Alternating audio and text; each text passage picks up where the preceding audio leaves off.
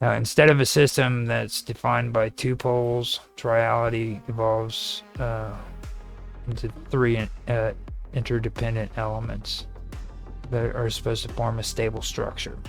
Uh, so here's a good example. You have the Christian Trinity, the Father, the Son, and the Holy Ghost. Then you have physics, which is spin groups. That's triality, symmetry. In spine logic, it's true, false, and indeterminate. Now, I had issues with somebody, Jiva, who about indeterminate. He didn't feel that indeterminate was real. He said there's only true and false. There's 0 and 1. So I wanted to point that out. Now, you also, besides that, you have the narrative structure, which is the beginning, the middle, and the end. And, with that being said, triality, it isn't duality plus a bonus. It's not like 2 plus 1 equals 3. Okay, it's a fundamental different system where 3 points create shape, stability, and complexity. So that would be more like 1 plus 1 plus 1 equals 3. I like your example of the hydrogen and the oxygen. How it makes water, but that's just the interaction. It may be water to us, but it's still just hydrogen and oxygen. So you have these keywords here that you guys have been saying. You have the emergence of something new in concept, but not actually real. It's an illusion.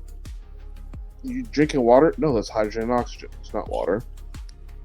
So it's our perception that also helps. The fact that we can observe something, it gives that recognition, that identity, to be able to discern from right and left or black and white. The water also has properties that hydrogen and oxygen don't have by themselves, or even just thrown together. You could just spray hydrogen gas and oxygen, gas at each other. And neither of them would be liquid at very comfortable temperatures for us, and yet when they combine, a third new thing is created. A fundamental natural action to get that water. But I have to. I'm having some technical difficulties with some equipment over here. Some of my technical stuff. I gotta go, but I will leave you with this. I have 3 knees. Okay, I have a left knee and a right knee, which both give rise to my weenie. Ha ha ha. Later, guys. Thanks. Later. Peace. Later, V. That was the most behaved. He was just as behaved there as what he was in freaking. He was good. I was impressed. No, well, he I thought he fell into white. He fell right into the situation very well. I thought he did really good. Yeah. Hopefully, when we're talking about indeterminate things, I thought about what happens when you divide something by 0. you get the movie of an old writing machine, or infinite number, right? Yeah. And I would say infinity, when you have infinity as part of the function, I would call that pretty much indeterminate. You can't say. I mean, it's definitely it's more than 1, but it's also less than 0. So it just amazed me with his conversation, because Jiva's a very smart individual. I mean, everyone, he really is a very smart one, but he thinks on a binary level. You know what I mean? And it just amazed me that his whole way of thinking is binary. It worked.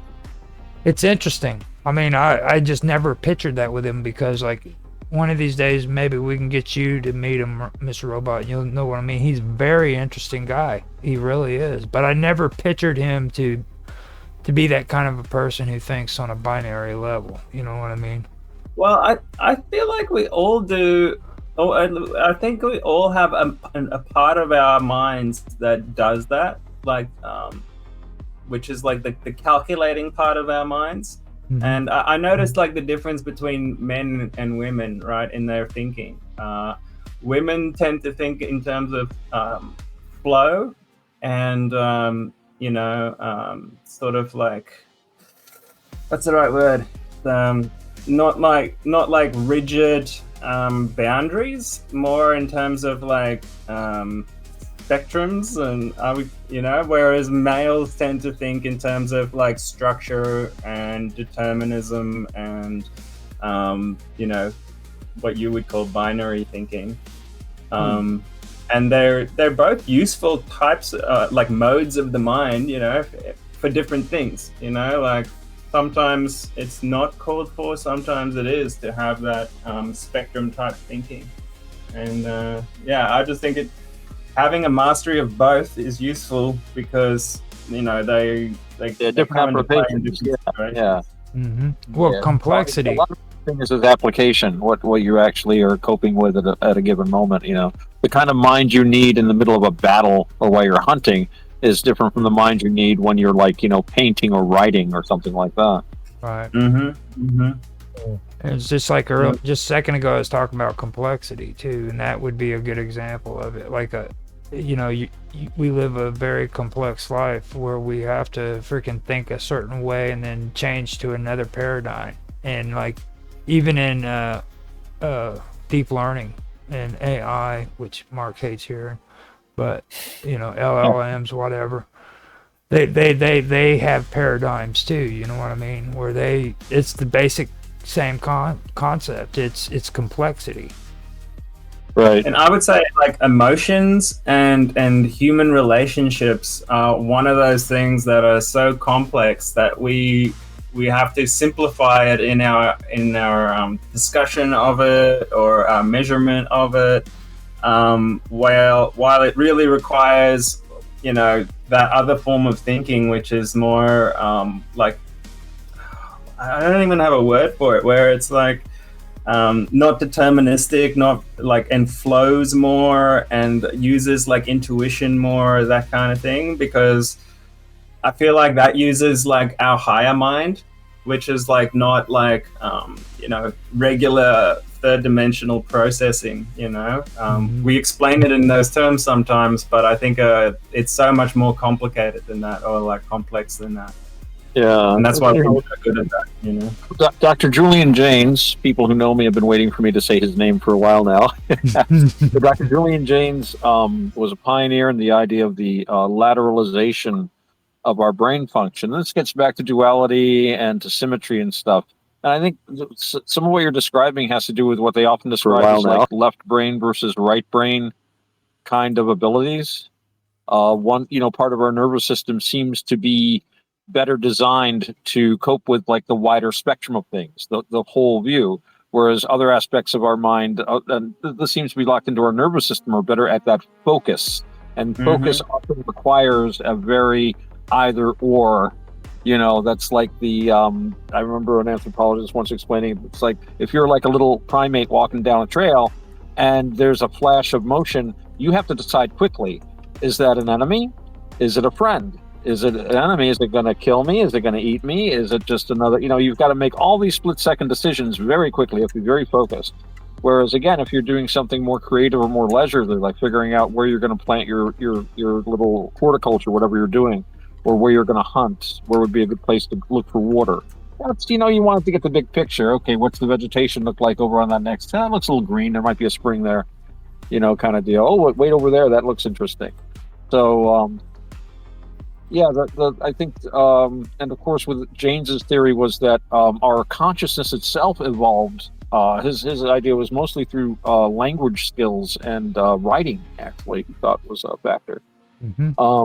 So that we had a different way of thinking. Although I would point out we would still have the same brains and have still a lot of the same issues. Still be engaging in things like war and agriculture and things like that. But we would be using a different means of thinking about it, much different from the way we think about things today. Well, Mhm. I'm getting kind of suspicious because Mark Edworthy, since we've been talking about this, has not said a word. And He's sharpening his quills, taking notes, Mhm. Yeah. applying the ink in his inkwell. Taking it all in. So, what's your thoughts so far from what we've been talking about? Well, let's put it like this. I know that this is a lighter because I can physically see this is a lighter. Right. I know that it's not an elephant because I know what an elephant looks like. I know what an elephant sounds like. Therefore, my reality is What taught you the word lighter? Where did you get that word from? okay. Education. He educated. Yeah, my point is you only call it a lighter because society has agreed together that, you know, when something has these properties and looks like this, we call it a lighter. You know, it's not necessarily like the language of it is like a descriptor of what it, you know, of its properties. But you could just as well have an elephant picture on the lighter, and you'd call it an elephant lighter. Well, I'd also point out too that I think some basic premise we can all accept is that whatever the quote unquote real universe is, we cannot know it directly. Everything we know is through our sensoria and their interaction with whatever electromagnetic or electrochemical signals, and this includes chemical signals that we can absorb, traveling through the blood and so forth. So we have agreements so that when Mark picks up his lighter and he says lighter, I'm experiencing something as well, and we agree to use the language, and our language is really the core of this, to say lighter. So I can say to Mark, do you have any lighter fluid? And he knows exactly what I mean. And he'll say, yeah, here you go. And then I'll say, well, I'm missing a flint too. And he said, well, I've got one. It's like, all right, great. Now I need a lighter. And, but no, it's, but it's basically, I think we come to an agreement about these things, but it doesn't mean that the lighter is what we perceive it to be as a thing in itself. A dang on sick. I love saying that phrase. So on that level, it's an agreement that this experience is, we're going to call it lighter. And it's a similar enough experience that he and I can communicate. So I can say, pass me the lighter, and he can hand me the lighter, kind of deal. But it doesn't really touch on what a lighter actually is. We're not going to, plumb the depths of Platonism, I hope, here with the idea of forms and things like that. There is that social agreement that it's a lighter. Well, I wanted to dive into this with the term duality and dualism and go that route that you were talking about right there, which is really a horrible thing to do. But like, if you look at duality, it establishes opposing forces, right? Now, Right. Duality is a general state of condition, which is two complementary parts. And now you take a look at dualism, which is actually a doctrine. Okay, it's a philosophical stance that asserts two opposing forces are locked in conflict. Now, the ism automatically tells you automatically that this isn't just describing a pair. This is describing a system built around that pair. So with duality equals descriptive, and dualism equals doctrinal. Right. Okay, so the iteration of duality often produces like a third element, and that has to do with resolution, synthesis, or a new state. Now, once three elements exist in an interdependent structure, you've entered triality, and that's a three-part system with its own rules. And this progression, it usually shows up in philosophy, psychology, physics, mathematics, theology, and it's even in storytelling and art. So it's a recognized pattern across a lot of different intellectual fields. And that's what I pulled off of the whole thing about duality versus dualism. I've actually checked this out quite a bit. And I would say I've gotten a little bit freaking obsessed with it because like I'd say you have been, because you've been talking about it for about a year now, I think. yeah. Well, I've been thinking about it really hard. Well, The issue I still have with it is, instead of saying locked in conflict in terms of dualism, I would say they just contrast each other. And contrast is useful for us to understand something, because when something is too homogeneous, it's not easy to show the clear differences. And it's the differences where we derive the meaning from, is what I think, you know. Well, it's the ism that's the most important part. It's like ism by itself, okay, on a word automatically tells you in linguistics, okay, it's not just describing that word, okay, it's describing Let's find out. something that's It around just, it. So ism is very, very important. It has a pretty important meaning when it comes to. I'm looking it up. I'm checking it out. Well, checking that out, I would also point out with, talking about dualism, when we begin distinguishing things, and that's that Taoist idea, the one gave birth to two, the two gave birth to many. The first thing we do when we distinguish anything in our environment as children is, this is something different from something else. The foreground and the background, the candy and the hand holding it, which is a very important distinction to make. And so on that level, it's definitely an artifact of perception, or perhaps we should say that perception is an artifact of duality. And so, in a sense, this is the basis of all the other distinguishments we make, and also getting back to that Taoist idea of duality as Mr. Robot was saying, this is in how we define things. This is what throws them into relief, but it's also like they're integral, which kind of leads us back to monism, I guess, and I think that's where Taoism was going. You need two sides. That's what I was about to say. Is like, that is actually a really good question, a really interesting chicken and the egg situation, or the egg situation, because egg came first. Which one came first? Perception or duality? Which one is more fundamental? Because if we're talking about monism being real, that supersedes duality, because then we have to say that perception causes the experience of a dual nature, which doesn't actually truly exist. You know? For example, light and dark, black and white, here and there. Yeah. And, so I like, from some of my experiences of how can we say, like, altered states of consciousness, good way to put it. I've had the sensation, now you can say this is not real, this is not true, but this is an experience I've had where it felt like my ego or my body died and my perception remained, even though my body was gone.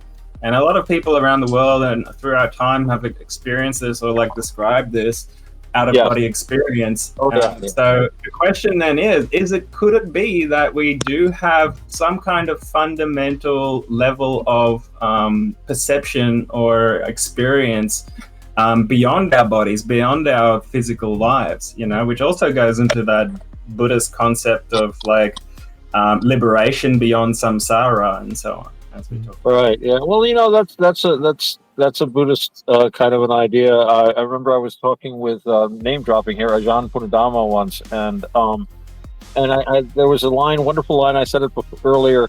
Just because something isn't real doesn't mean it doesn't have existence. And I would say, if I'm in a darkened room and I have a cigar, and I take the cigar and I move it in a circle very rapidly, you might very well see what looks like a solid circle. It's not a solid circle, it's a process. And in the same way, we are more of a process than an actual thing to which experiences, which encounters and endures, and which has all these things happen to it. So when we drop all of this stuff, what remains is emotion, a tendency, and the perceptions are the key to this. So when you take rebirth, it's not that there's a little spark in you that goes to another body, but rather it's a continuation of a pattern, and it's driven by karma. And the whole point is to stop making, basically get off the ride. Stop the ride. I want to get off.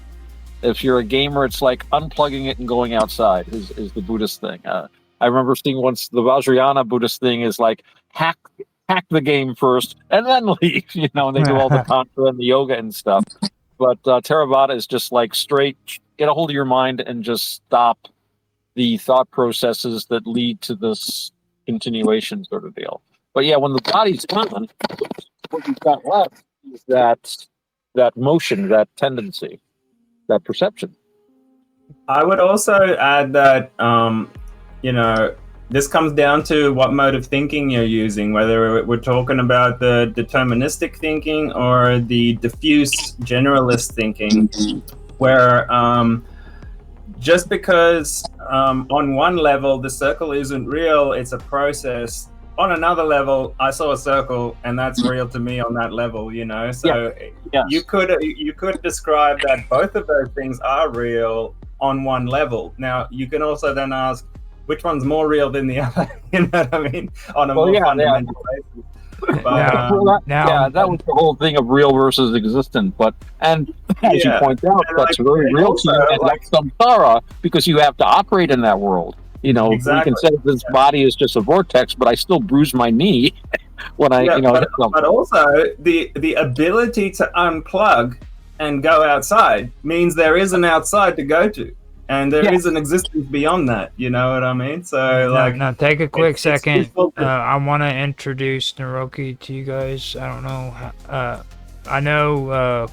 I just introduced him to Otto. Did I introduce him to you, Mr. Robot? I remember. I've been on his show once, or he's been on my show once. Yeah. Okay. Yeah. Okay. So. Hello. I didn't even notice you came in. Yeah, he came in. I figured I would put it out there. Welcome, Naroki 5. Welcome. We're into some pretty interesting conversation that Mr. Edworthy doesn't even want to touch. He's biding his time. Now, with all that you heard, do you have anything that you would like to add? I haven't gotten enough of a gist of the conversation to know exactly what it is you're talking about. I know it's something to do with spirituality. Yeah. But then again, it could also be something to do with altered states of mind. It may be both. Yeah. You get it. Go together. We were just touching on different aspects of like duality and how that explains like the world that we perceive, and we were just talking about what perception is versus reality, and I just wanted to say also Roger mentioned ism as a suffix at the end of a word. Here it says ism is a belief that can be described by a word ending in ism, ism.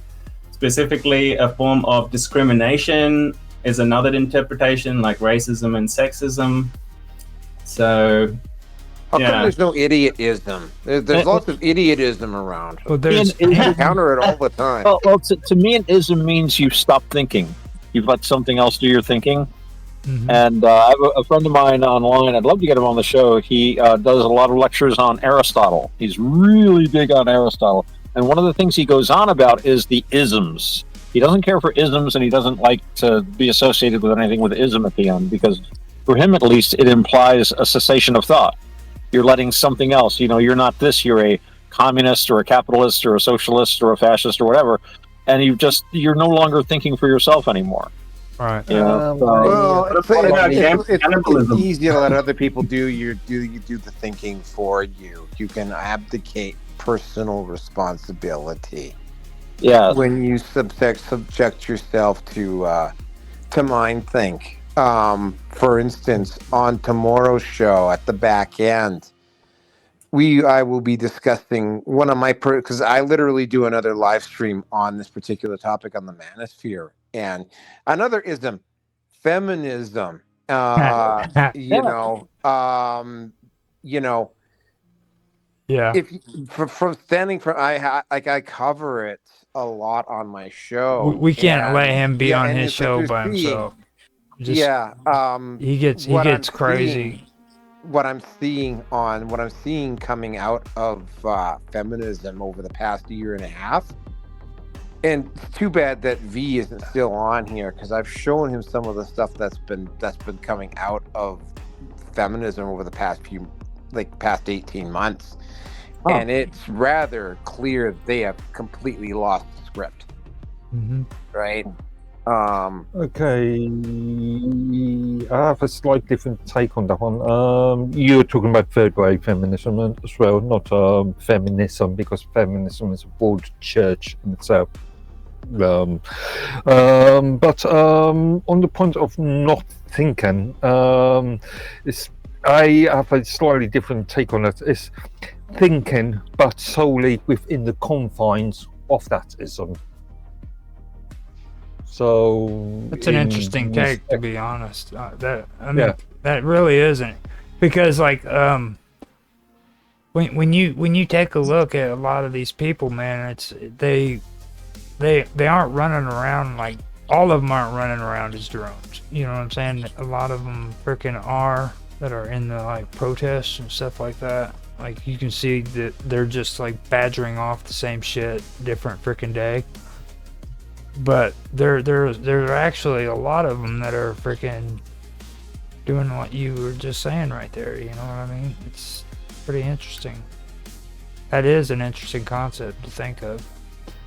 If you're going to be talking about feminism on your podcast, I might peek in there and do a little bit of voyeurism myself. Hey, I ain't nothing wrong with that. But now, the thing that what really stuck out with the conversation that we've been having is part of what Mike was talking about, where he was talking about unified quantum relativity curvature, and his take on it was two systems, one shape. Okay, so. That was what really stuck out to me, you know what I mean? And so the best way I did it is I started out with two frameworks, okay? And the first one was unified quantum relativity curvature, okay? Now that's a scientific model that proposes that geometry, quantum behavior, and information aren't separate languages at all, okay, but they're three expressions of one underlying structure, and that's kind of what you were getting into, Mr. Robot. You know, I kind of agree with that. That's actually pretty clever, and I do agree with that. Then with my theory that I came up with, which I called the pattern beneath all things, because I think that just sounds so cool. It is. That's a good name. You know, it's a philosophical and symbolic model, and it reveals how duality leads to emergence, and how emergence gives rise to triality. It's basically a recursive pattern that appears in physics. Can you just define emergence for me? I'm just trying to understand what you mean by that. The best way to define emergence is what we just discussed when it comes to the third element, where hydrogen and oxygen and their close interaction creates water. You know what I mean? Okay, so it's kind of like the what did Hegel say? Synthesis? Yes, exactly. Now, I've heard of a concept, and again, my physics is very shaky. But but just basically emergent order that it actually can have. And of course, order is that which goes against entropy, and we have to differentiate between local negative entropy, which you do have. You know, it's usually driven by an outside source. I would say the sun is probably a good candidate to say what drives the negative entropy here in our solar system. So, but that order itself can be an emergent property, just things the oxygen and hydrogen manage to combine in a certain way, and suddenly you've got this substance that has properties alien to both, completely different properties, liquid at a much, much, much higher temperature. Or solid at a much higher temperature. Now, So, with entropy, though, with my theory, entropy to me is a recursive pattern. Okay, entropy isn't decay. It's not chaos. It's actually information being transferred. Okay, transformed. It's just basically a recursive pattern that appears in physics, psychology, and even in consciousness itself. You know what I mean? It's everywhere, and if you look, you can find it. I mean, it's everywhere. In physics or chemistry, disorder is defined as the degree of randomness or unpredictability in the arrangement and motion of particles within a system.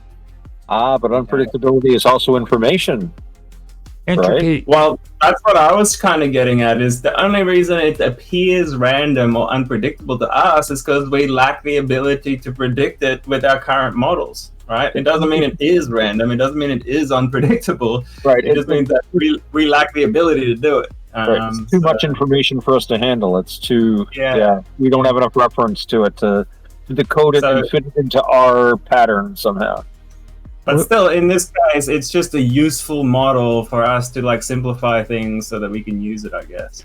Well, when you take a look at this stuff, like, and you compare it to like Mike's stuff, okay, what it really comes down to is coherence and curvature, and meaning too.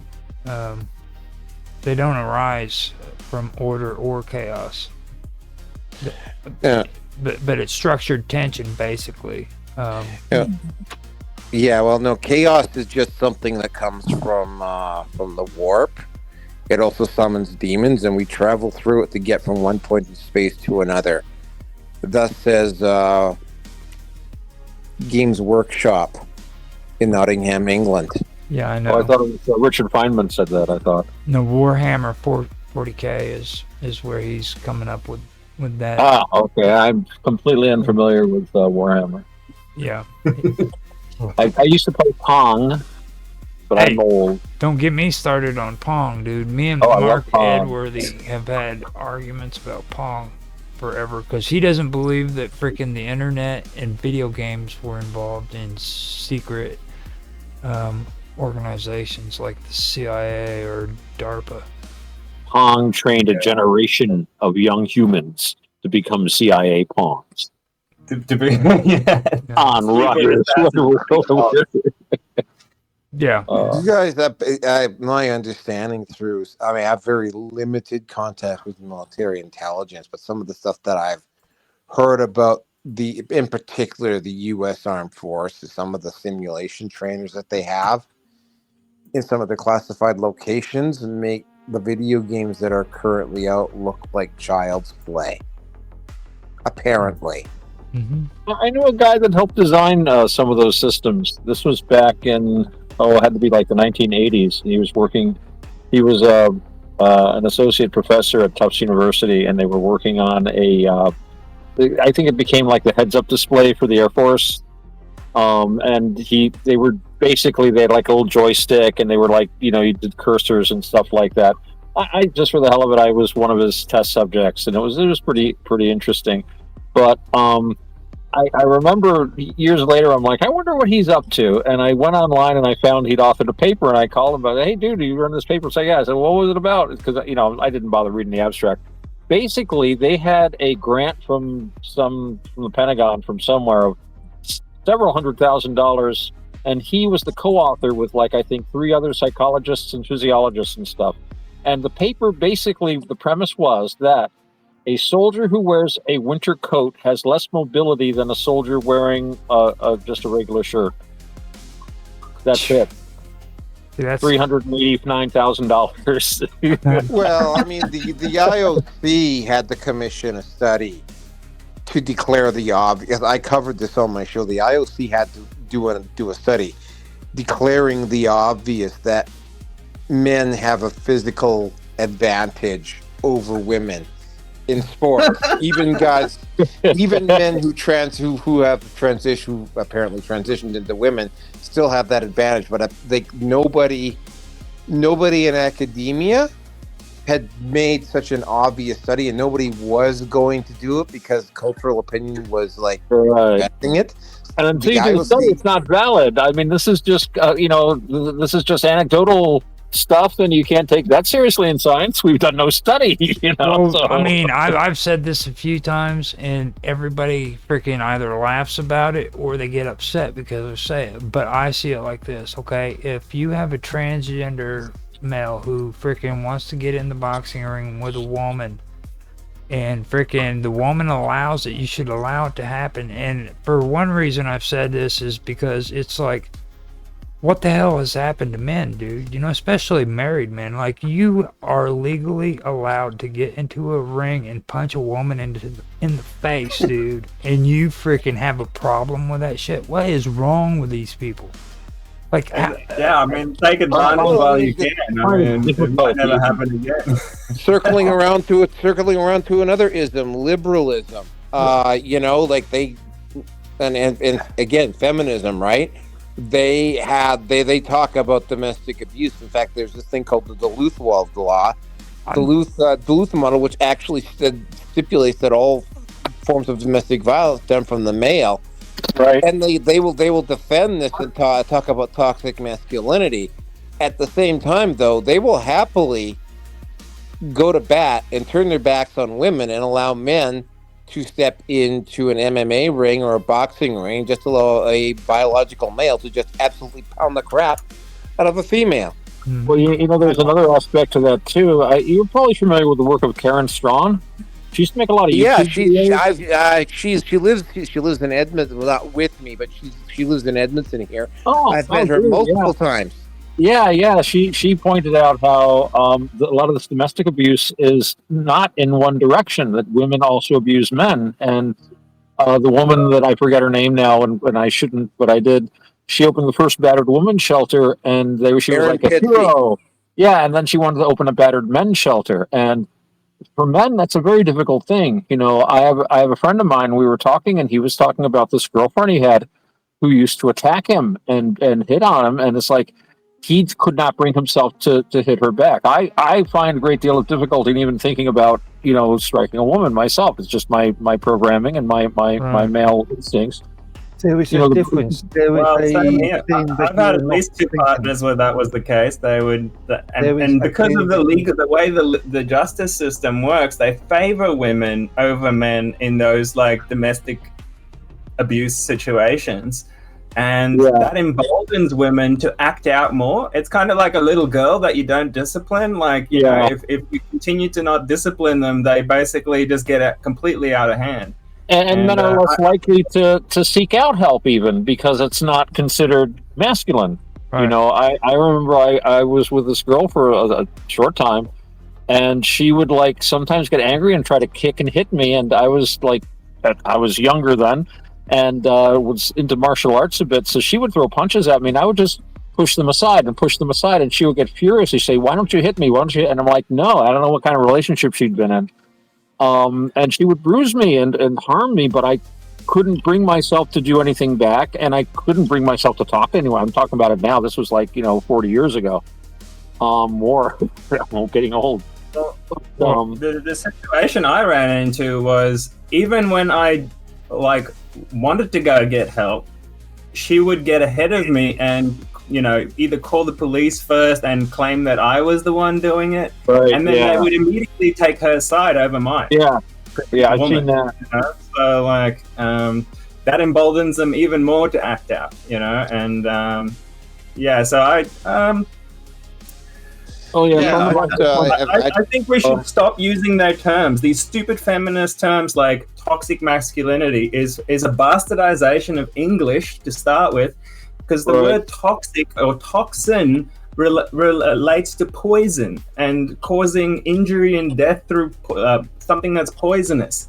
Okay. Now, if we start using it in the realm of like domestic situations, that's like completely changed the terminology. You know what I mean? And they want to destroy the domestic situation. I think more accurate. I think that's a big key, is to destroy the domestic situation. Well, they don't want that. I think they're deliberately choosing these terms in order to drive wedges between people. It's very divisive. You guys kind of went off rail on what I was saying there. I'm like, dude, freaking, you are legally allowed to get in a boxing ring and punch a woman in the face, dude. You're missing the point. You're missing the point. In a boxing ring, it's a controlled, consensual sort of exactly, and you are legally allowed to punch them in the face. It's controlled. It's consensual and controlled. Are you not legally allowed to defend yourself when someone attacks you? You punch a woman in self-defense, and you watch what happens. There you go. You punch a woman in self-defense on the streets, and you watch what happens. They are not going to freaking take your side. Trust me, it will. Oh yeah, I had It would be a difficult position. I had a situation that happened a few years ago where this one woman just would not leave this one guy alone, and it was like literally following me down the street as I was walking home, and this woman would just like, and I would literally see her, and she would like literally run up with her hand up, and just stop just short of hitting the guy, trying to get him to react. And the guy was like, for about 10-15 minutes, like, leave me alone, leave me alone, leave me alone, leave me alone. Finally, what happened is that he ran out to the middle of the street, and she went after him, and because there was a distraction of vehicles on the street, he kind of had to turn around and kind of had to push her away. Knocked her down. She started screaming her lungs out. I'm watching all this as I'm going down. And there's like three guys that immediately got up and just started going after the guy. And I had to like step in between them and go, it's like, no, I saw what happened. She's been, harassing them. Yeah. We'll get because it was White Avenue here in Edmonton. So it's kind of like the bar district, what a misuse of power district. Yeah. So it was like there's plenty of cops around. So the cops show up and I explained to them what happened. And it was like, because I've got a security background or whatever, that came into effect. And what ended up happening is they ended up taking the girl away. But it's like, oh yeah, that's a misuse of power, everywhere, right? Like, women have that power. A woman screams and men react. We can't help it. Right. I think that there's not every man and not every time, but in that traffic jam, you said three guys jumped right up and probably would have pummeled the heck out of that guy if you hadn't been there to explain.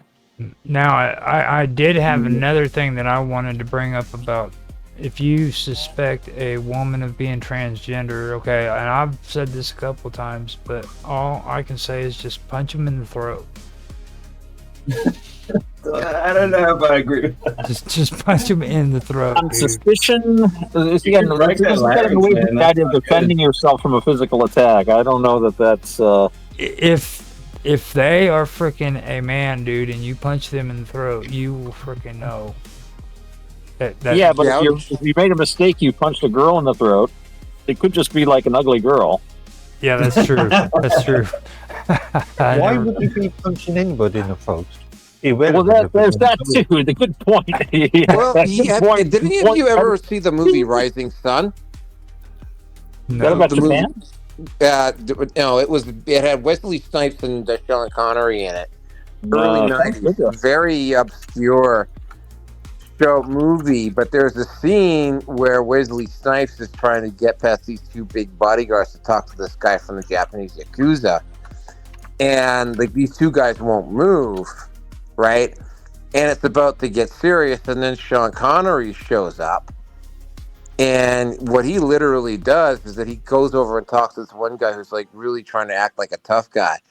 He just like looks at him, just kind of like holds his hand up, and he just says just one thing. And he just basically he just takes 2 fingers and he just like rams it right into his throat and takes the guy down. And he looks over at the other guy and says, "You could try fighting both of us, or you can go get your boss." Right? It's just a really short scene from that movie, but it's like, yeah, there are some vulnerable points. Oh yeah, that's a very, very hard strike. Yeah, throat strike is yeah. The that eyes could is go. I also saw a video recently. There was a bunch of Rangers training with some, I think it was Brazilian troops down in Brazil, and this one Brazilian guy just had it out for this one Marine or whoever it was that was down there, and it starts like, "Oh, you think you're an American? You think you're really tough? Blah blah blah blah blah blah." And he has this American guy by about 4 inches, right? And the American guy just basically looks at him, just holds his hand up to stop, and then what he does is he literally takes his finger and his fourth thumb and just gouges the guy's eyes for about 2 or 3 seconds, and the guy's like stumbling around, and he just basically like trips him up and knocks him down. Right? It's like, yeah, the eyes are a real vulnerable spot. It reminds me of something I saw once. This was years ago. I was in the service, and there were some guys who were in the barracks, and they were just fucking around.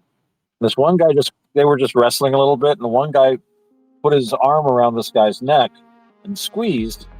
He didn't mean to do it, but he cut off the blood flow to the brain. And when you do that, you just basically pass out. So this guy basically passed out. He just went limp and then fell to the floor. And this other guy was horrified. Oh my God! And everybody's like, huh. And the guy just lay there for a moment or two, and then he just got up, and he was okay. And everyone's like, "You all right? All right, don't tell anyone. Don't tell the chief." It was like, everything's fine, chief. Yeah, you know what happens in those situations. It's usually because when you squeeze, it creates increased pressure in the brain arteries, and as a reflex, they then vasodilate to get more blood to take the pressure off. Right. And then when you release the blood flow, because they're dilated, the pressure goes really, really low, and then there's not enough oxygen perfusion to the brain, and then actually that's when they pass out really quickly. It only takes a few seconds to come back from it. It always made me think that, when people are executed by hanging, despite all the jiggling and throwing around, you probably pass out almost immediately. You probably don't feel a thing. Mm-hmm. Now, to break the neck. That's but even if the neck isn't broken, your brain is just turned off. Your body might be jiggling around and stuff,